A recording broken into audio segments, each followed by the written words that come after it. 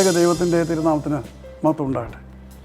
കർത്താൽ പ്രിയ സഹോദരങ്ങളെ, word to world ടെലിവിഷൻ്റെ ആഭിമുഖ്യത്തിൽ നടത്തപ്പെടുന്ന ബൈബിൾ ക്രൗൺ പ്രതിദിന പ്രശ്നോത്തരിയിലേക്ക് നിങ്ങളെല്ലാവരെയും കർത്തൃനാമത്തിൽ സ്വാഗതം ചെയ്യുന്നു. നമ്മുടെ ഇന്നലത്തെ ചോദ്യം, സ്നാനപ്പെട്ടതിന് ശേഷം യേശു ഉടൻ ഏത് സ്ഥലത്തേക്കാണ് പോയത്? ഉത്തരം, മരുഭൂമിയിലേക്ക്. വിശുദ്ധ മത്തായിയുടെ സുവിശേഷം 4-ാം അധ്യായം 1-ാം വാക്യത്തിൽ അത് കാണുവാൻ കഴിയും. ഇന്നലത്തെ വിജയി